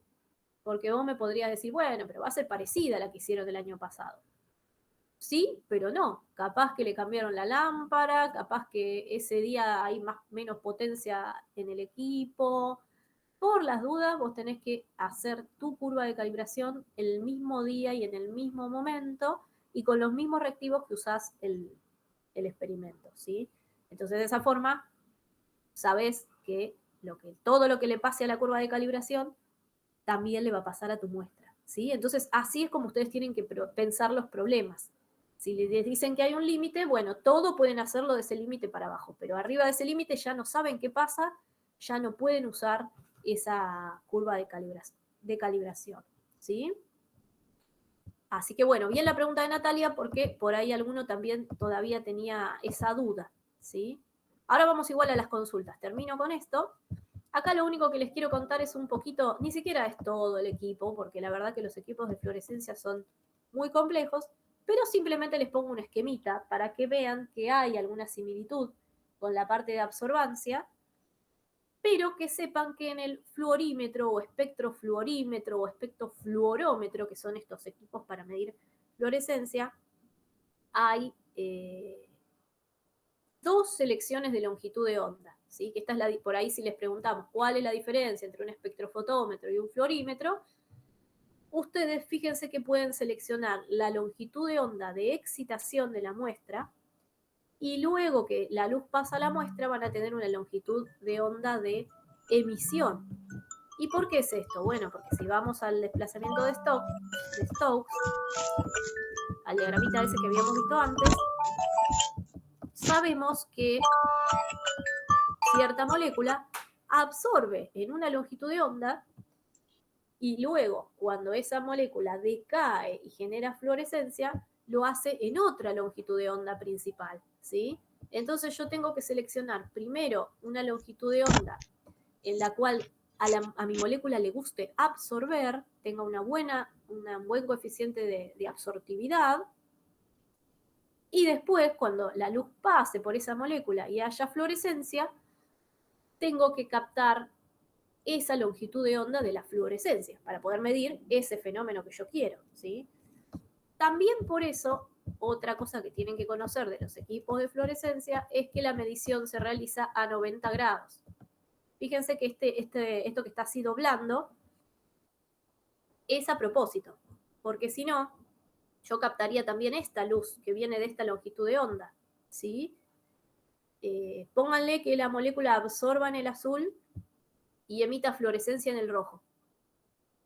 Si acá yo le pongo luz azul y la molécula absorbe, acá algo de luz azul puede que pase, ¿sí? Pero yo no quiero medir esa longitud de onda, sino que yo quiero medir la longitud de onda que la muestra genera como fluorescencia, no la que yo le di para que absorba, ¿sí? Entonces, ¿cómo se hace? Bueno, el equipo toma esa longitud de fluorescencia a 90 grados de la cubeta, ¿sí? Para que la luz azul que pase si queda algo de luz azul, pase para el otro lado, y como la fluorescencia es para todos lados, la fluorescencia se emite hacia todas direcciones, si yo me pongo a 90 grados, voy a captar esa fluorescencia que está emitiendo la muestra, y por supuesto acá pongo una rendija, un prisma de difracción para poder seleccionar solo la luz de emisión, ¿sí? O sea, por ejemplo, esta luz roja, que yo sé que en ese máximo mi muestra emite fluorescencia, ¿sí? Y bueno, después están estos transductores que simplemente son detectores que pueden, diodos, ¿sí? Y componentes electrónicos que pueden captar estos fotones de luz y transformarlos a una señal eléctrica para que después el equipo lo pueda medir, ¿sí? Y como les contaba antes, siempre en fluorescencia se relaciona la luz inicial, o sea, la luz que yo le puse, con respecto a la luz que fluorece. Para hacer este cálculo que les ponía acá, que es como una relación entre la luz inicial y la intensidad de luz de la fluorescencia, ¿sí? Para saber si la fluorescencia es alta o baja. Uno como que tiene que tener un parámetro, ¿no? Entonces decís, respecto a lo que le puse de luz inicial, ¿cuánta es la luz de fluorescencia? Por eso hay como dos transductores, ¿sí? Me vincula, por un lado, la luz inicial y por otro lado me mide la fluorescencia. Y con eso hace un cálculo y entonces me da cuántas cuentas de fluorescencia tiene mi muestra, ¿sí? Si es alta la fluorescencia o si es baja, ¿sí? Bueno, y hasta ahí llegamos. Y acá hay dos libros que el SCOOP seguro está en la biblioteca, este no sé, pero son dos libros en los que pueden ampliar todo esto. De todas formas, les digo, este tema es súper amplio y ya nos tendríamos que meter un poco con procesos de fotoquímica. Entonces, por eso, la idea es que ustedes tengan como una base de este fenómeno, porque seguramente en micro, cuando vean microscopía, ¿quiénes están haciendo micro? O sea, ¿alguno hace micro ya? Bueno, el sábado me contaban que ya están viendo los microscopios de fluorescencia, ¿sí? Entonces, en el microscopio de fluorescencia, para poder ver determinado componente, por ejemplo, de la célula, bueno, entonces yo tiño a ese componente de la célula con un pigmento o con una sonda fluorescente, como estas sondas que les mostraba en el cuadrito, ¿sí? Entonces, ¿qué me va a dar eso? Que cuando yo apague la luz del microscopio e irradie con esa longitud de onda, solamente va a dar luz esa molécula o esa sonda que tenga fluorescencia. Entonces voy a poder distinguir esa zona de la célula o ese componente que yo uní a esa sonda, ¿sí? Entonces, esto de la fluorescencia es súper importante en toda la microscopía de fluorescencia. Por eso también queremos darle un concepto en esta materia, que es un concepto cortito, que se empiece a entender este mecanismo porque, bueno, aparece en las moléculas que nos rodean y se utiliza como técnica en la microscopía de fluorescencia, ¿sí? Lo mismo a veces para localizar una proteína. A veces a las proteínas se les unen proteínas más chiquitas de fusión que son fluorescentes.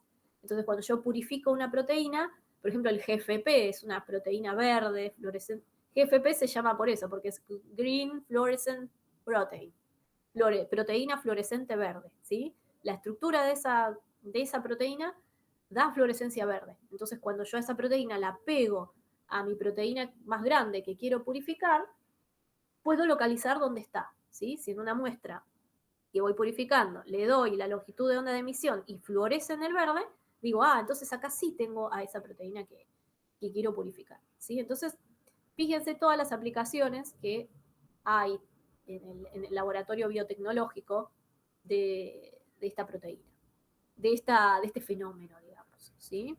Así que bueno, acá en técnicas analíticas al menos queremos que conozcan el fundamento, ¿sí? Y que no lo confundan con espectroscopía UV visible. Bueno, en esta segunda parte de la clase tenemos todavía una media horita por si hay alguna pregunta, ya que recuerden que el miércoles que viene es el parcial presencial, ¿sí? La verdad que siempre los parciales de técnicas analíticas son cortos. en 1 hora o 1 hora y media, seguro lo terminan, ¿sí? Profe, disculpa, una pregunta. Ujú, Yo estudiando los apuntes, ¿con eso me sí. basta? Bueno, listo. Sí, los apuntes teóricos con eso les va a bastar. Recuerden que el único que no tienen que estudiar completo es el de espectroscopía de masa, en Bueno, el cual solamente tienen que estudiar ¿cómo se llama? El cuestionario, ¿sí? Así, brevemente poder responder ese cuestionario. Con saber esos conceptos del cuestionario de espectrometría de masa, están bien, ¿sí? Y de los otros apuntes, claro, no se queden solo con el videíto de la clase o con lo que anotaron en la clase o la diapositiva de la clase, sino que lean los apuntes teóricos, ¿sí? Y bueno, y después entra un problemita de curva de calibración y dilución, ¿sí? Como los que tienen en el modelo. Entonces, eso también no se lo olviden, ¿sí? Profe, ¿va a poner las respuestas del que mandó ayer por mail? Bueno, lo tienen, hoy los chicos lo van a tener, estaba esperando que pase la clase de consulta y después en todo caso se los paso, ¿sí? Ah, ok, ok. Porque hoy como a las 11 los chicos lo van a discutir y a eso, eh, pero si alguno no puede conectarse y eso, después en todo caso me lo piden y se los paso, ¿sí? Eh, pero bueno, es para pensar y dices, para que después, porque ya pasó el año pasado, que puse límite de linealidad en el parcial y de repente a todos se les borró de la cabeza qué era, entonces por eso ahora estamos haciendo mucho hincapié en eso, que aparezca ahí en algún problema y tengan en claro esto, ¿sí? Que hay un límite en la curva, no es todo matemático en química analítica, sino que hay cosas experimentales, entonces uno dice, bueno, la matemática sirve hasta acá, y después, si no, o tengo que diluir o tengo que resolver esto en mi laboratorio, ¿sí? Que no agarren automáticamente cualquier absorbancia y la metan en la ecuación y me den la concentración, porque no, eso sirve siempre que esté en el rango lineal, ¿sí? Así que bueno, eso lo recalco porque no sirve solo para analítica, sino que va a servir para, después para bioquímica y para todas las materias que sigan y en donde tengan que hacer curvas de calibración, ¿sí? Y otra consulta. Dale. ¿La concentración siempre va a estar en molaridad o en porcentaje de masa-volumen o molaridad y otras cosas hay que saber? Porque yo hace mucho cursé química general, esta materia se incorporó ahora, o sea, es como que estamos desfasados los de alimento, entonces hace mucho vimos algunas cosas, entonces hay que Claro, bueno, las unidades de concentración, repásenlas, ¿sí? Puede haber claro, masa sobre volumen, puede haber masa sobre masa, entonces ahí tienen que usar la densidad. Y si no, molaridad o milimolar, también molar. Ojo que cuando decimos, claro, molaridad, puede aparecer molalidad, es medio raro eso, pero como ahora encima somos dos profes, hay que ver cuál, todavía igual no los armamos, pero por ahí no sé qué profe va a hacer cada cosa, ¿sí? Así que repasen las, todas las unidades de concentración, que no son muchas, son molaridad, molalidad, porcentaje masa sobre masa, porcentaje volumen en masa, y si no, capaz que no les aparece porcentaje, sino que les aparece gramos por litro o gramos por mililitro, que es una relación como la que vimos, por ejemplo, en glucosa, ¿sí? Recuerden que ustedes pueden pasar, si es gramos por litro, pueden pasarlo a miligramos por litro, o si es gramo por mililitro, pueden pasarlo a miligramo por mililitro, ¿sí? Eso es algo que no se asusten, busquen una forma que les sea fácil de pasar esas unidades. Está la regla de 3, están los factores de conversión, ¿sí? Y si no, vayan hoy a la tutoría. Creo que el jueves los chicos del sábado van a hacer una tutoría presencial. Así que si alguno está muy perdido con unidades o con cosas, o con cómo es la dilución de una muestra, el tema de los factores de dilución, se pierden con eso, bueno, el jueves, o sea, mañana, hay una juntada presencial, que eso salió de los ayudantes del sábado, ¿sí? O sea, no es obligatorio eso, pero bueno, a ellos les dio ganas de hacerlo porque vio que el sábado había muchas consultas y lo van a hacer. Así que si alguno quiere, me pide por mail y les paso en qué aula van a estar, así van también ahí a consultar, ¿sí? Bueno, entonces, apuntes teóricos entran todos hasta la unidad de hoy, ¿sí? El primero, que era más el concepto de la técnica analítica. El segundo, que es de análisis de datos. Bueno, yo todavía les debo corregir ya empecé a corregir los informes, pero me faltan varios. Voy a ver si esta semana ya lo liquido, así el fin de, si hay algo muy, muy erróneo en algún informe, ya se los puedo decir, ¿sí? Y pronto ya les vamos a subir la planilla con las notas de los parcialitos. Eso los chicos lo están terminando de subir. Fíjense en la solapa del campus, que eso va a estar. Recuerden que si tienen 2 ausencias a un TP injustificadas, ya no pueden seguir la materia, ¿sí? Así que si alguno faltó al TP1 y faltó al TP3 y no justificó ninguna, ya no puede seguir, ¿sí? Ya perdió la regularidad. Así que creo que no hay nadie con ese caso, pero sépanlo. Y si hay parcialitos desaprobados, eso lo tendríamos que recuperar en algún momento, ¿sí? Yo les recomiendo que ahora ya estudien para el parcial, pero después vamos a ver cómo recuperar eso, porque tienen que tener todo el laboratorio, los 3 niveles aprobados, ¿sí? La asistencia, el parcialito y el informe, ¿sí? Así que si falta alguna de esos, informes van a tener para corregirlo después, no se preocupen, ¿sí? La corrección la hacemos después del parcial, así no hay problema, pero tienen que corregirlo, ¿sí? Ahora preocúpense por el parcial, que ya es la semana que viene, pero bueno, vayan viendo esa planilla y lo vamos charlando. Si ahora sí, ya la asistencia no fueron, ya eso se perdió, ¿sí? Así que bueno, quiero comentar eso. Bueno, del informe de análisis del apunte de análisis de datos, que es el del 2, bueno, no se olviden de estudiar ese vocabulario que hay, ¿sí? No tienen que estudiar las fórmulas de cómo es el desvío estándar, de cómo es, ¿sí? Pero sí saber qué es una distribución normal, cuáles son los test paramétricos, los no paramétricos, el vocabulario, ¿sí? Que es el rango lineal, que es el límite de detección, que es el límite de cuantificación. Eso, ¿sí? Bueno, el apunte de la unidad de espectroscopía UV visible, muy importante, entender la técnica, todo lo que se explicó, el diagrama del equipo, ¿sí? Cómo es Lambert-Beer, cómo funciona, qué proporcionalidad hay, qué es la absorbancia, qué es la transmitancia, ¿sí? Después viene el apunte de masa. Bueno, masa, ya saben, tienen ese cuestionario que están los temas que van, y ya venimos a fluorescencia, que es lo que vimos hoy, que es cortito, ¿sí? Y que no se les va a pedir algo más allá de lo que está en el apunte, así que es estudiar este apunte, cortito, puntual. El otro profe en la otra materia dio un apunte más largo, pero bueno, ahí sí decidimos que como este tema es nuevo y no tuvimos tiempo de revisar mucho qué daba cada uno, en el parcial mío yo voy a tomar este apunte y el profe del sábado, porque por ahí se cruzan algunos de la comisión 3, ¿sí? Y el profe, como es nuevo, está dando algunas cosas que tenía él, ¿sí? Extra. Así que bueno, ustedes apunten a lo que vimos acá, en comisión 1 y 2 conmigo, ¿sí? Y bueno, y no se olviden de llevar calculadora para algún problemita que va a aparecer de curva de calibración, ¿sí? Por eso hay como un modelo ahí en la parte de unidades, pusimos modelo de primer parcial. Claro, y está ese modelo ya subido, Hernán. Está en el campus, ¿sí? Fíjate en la solapa unidades, que ahí vas a tener la cosa. Natalia,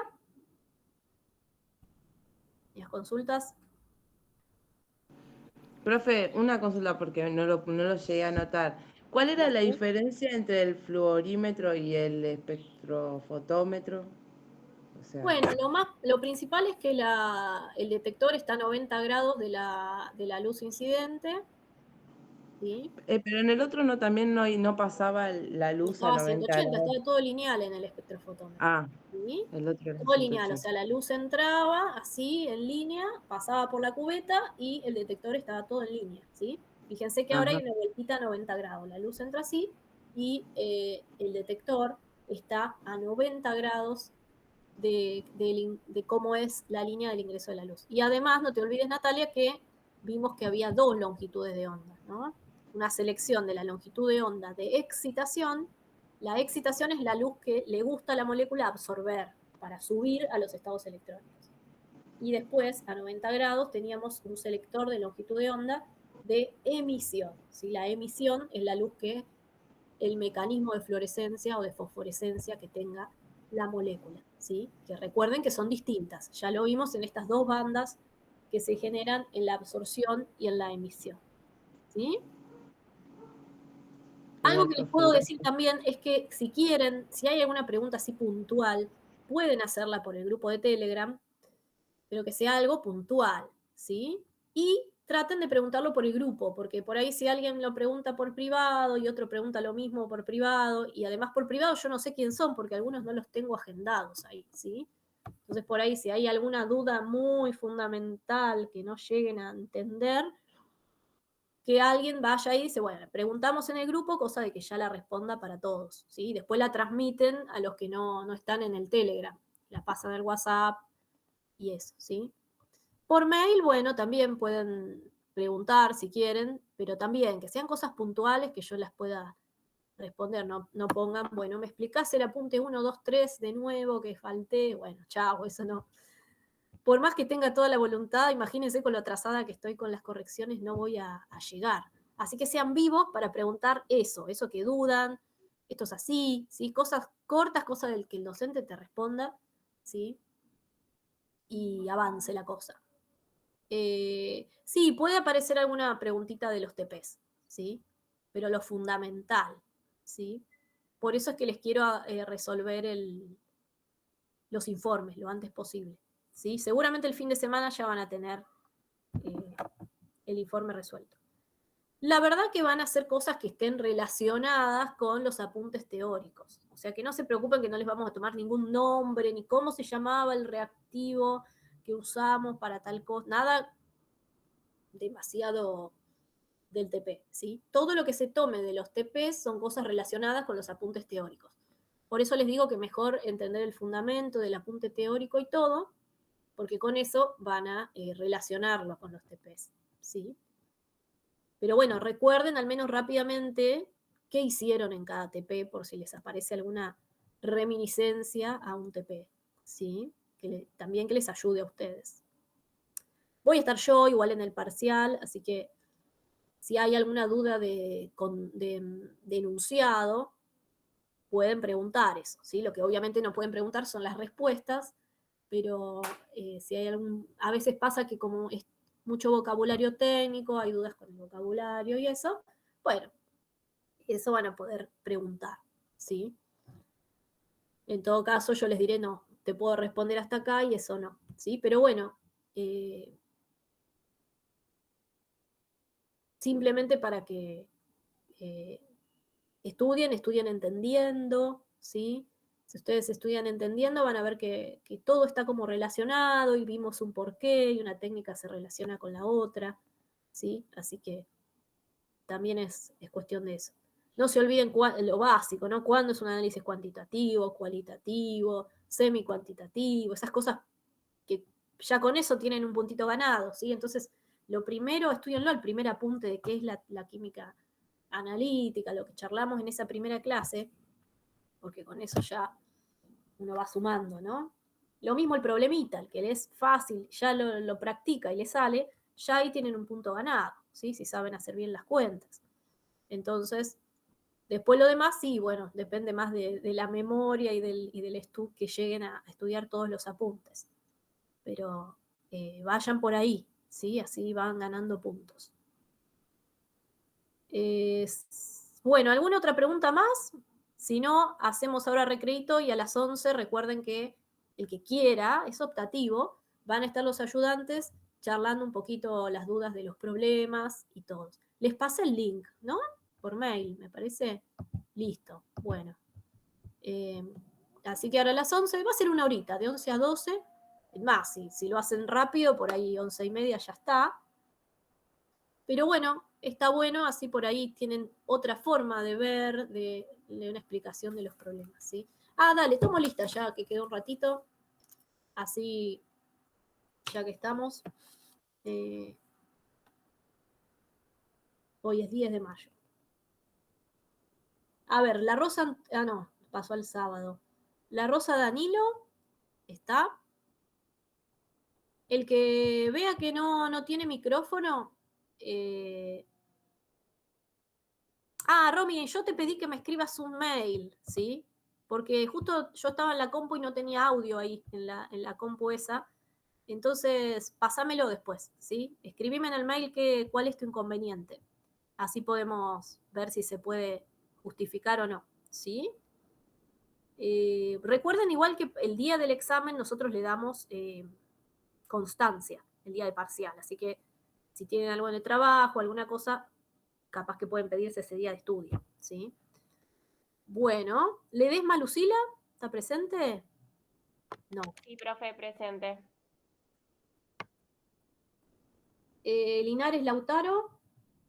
El que no tenga micrófono puede poner la P ahí en el chat, ¿sí? Tenga la P preparada y cuando digo los nombro, pongan enter, así entra. Linares Lautaro está presente.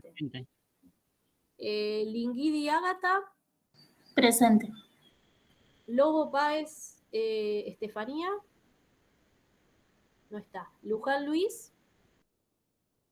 Manochi Viviana. Acá, profe, presente. Presente. Marrano Dayana. No está. Mendoza Telma.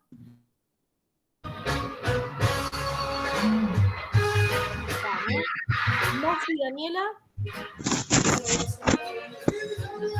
Ojo, Hernán, que te quedó abierto el micrófono, me parece. Profe, Mosi Daniela está acá. Soy yo. No podía prender el micrófono. Y Marrano Dayana está presente, perfecto. Morfu Natalia está presente, que estuvo consultando. Moyano Florencia. No está. Navarro Armando. Ojo que hay dos Navarro. Y Navarro Camila. No está. Navarro Camila, presente. Y Navarro Federico, un tercer Navarro. No está. Solo Navarro Camila. Pandolfo Florencia. Presente. Estamos. Pinasco Luciana. Presente, profe. Presente. Pugliese Brisa. Presente. Rivero Orellana Sofía. No está, ¿no? Romero Laura. Estaba por ahí. Presente. Romero Romina. Presente. Estabas recién ahí. Suárez Daniel. Trutzinki Valentina. Valle Agustina. Valentina presente, bien. Valle Agustina. Sí, profe, presente. Vargas Camila. Vargas Pavón Camila. No, ¿no? Vergara Marcos. No. Vargas Paola. Presente. Tiene muchos apellidos repetidos. 3 Vargas.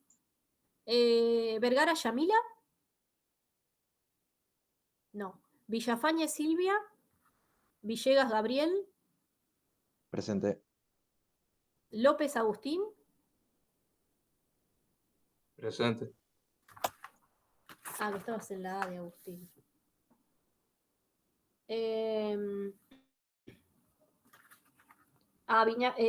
Villegas Gabriel estaba presente, ¿no? Sí. Acosta Fernando. Agarré la lista al revés, por eso ahora voy por la A.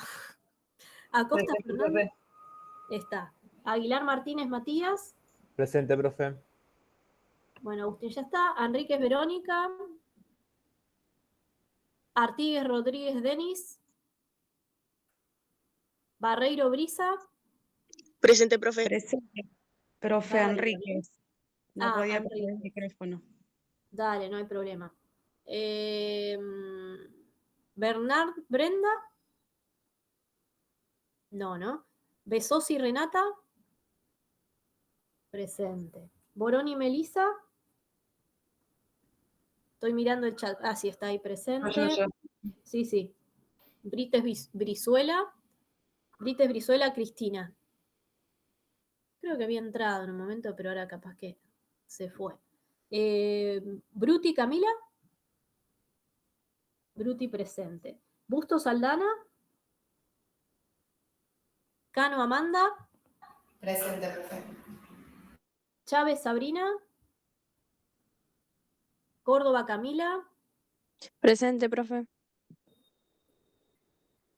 Corso Hernán. estaba por ahí. Presente.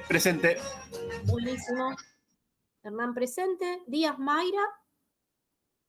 Espinosa Paucar Jessica. Ferletic Fernández, María de los Ángeles. Presente. Fernández Sofía.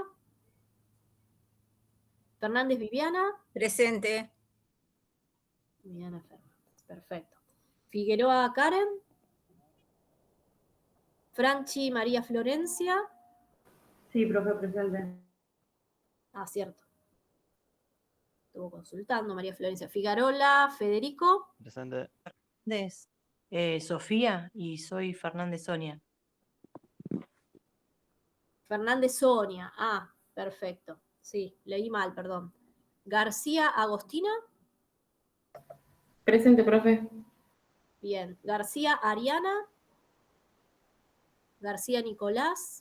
Ah, Ariana García presente, está en el chat. Después tengo García Nicolás y García Melanie. Nicolás Presente, está profe. presente y Melanie está también presente. Gatas Yamila y Gauto Esteban. Esteban está. Galloso Magalí. Presente. González Sebastián. Greder Jessica.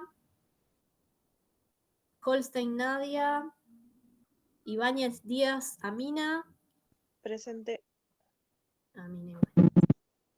Y Anuse Melina y Landaburu Daniela. Presente. Las dos. Perfecto. Melisa era, perdón. Melisa presente y Daniela presente. Bueno, así también tengo una idea de cuántos van a asistir al parcial. Estén atentos al mail porque si nos dan un aula chiquita, a González Sebastián, está bien, ahí te anoto. Si nos dan un aula chiquita, puede ser que no haya lugar para que entremos todos en una tanda. Entonces vamos a hacer como los trabajos. Ojalá que nos den un aula grande, así hacemos todo de una, pero si no, estén atentos, porque por ahí llamo un grupo un poquito antes, 8:30, y otro grupo un poquito después, ¿sí? Así que estén atentos al mail. Ojalá que sea todo en el horario de siempre y todo normal, si nos dan un aula grande, ¿sí? Ahora hay más aulas en una UR, así que creo que vamos a estar bien, ¿sí? Hacemos todo un mismo turno.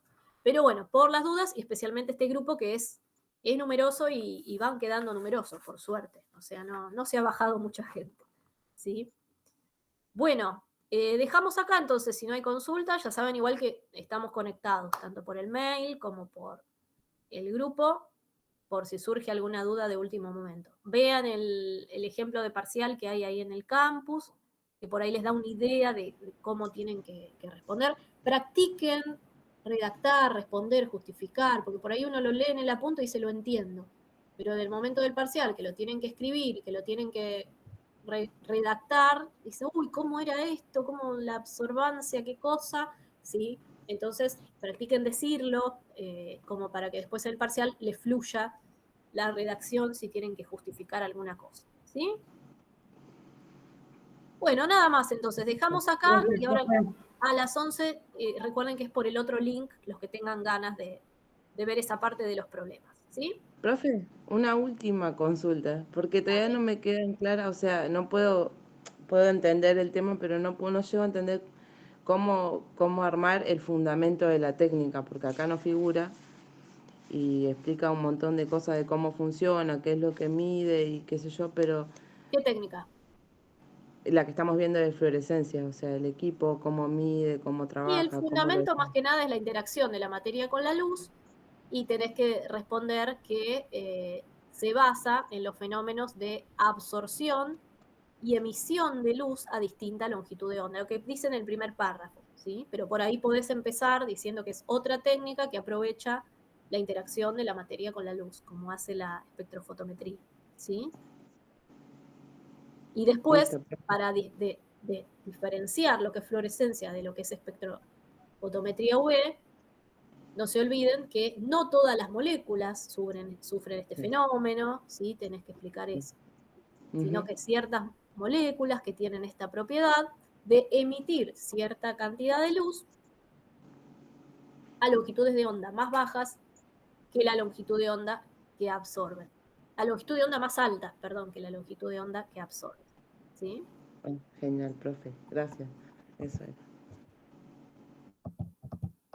Bueno, entonces, si no hay más dudas, dejamos acá. ¿Sí? Así tienen un respiro y los que quieren a las 11 se conectan.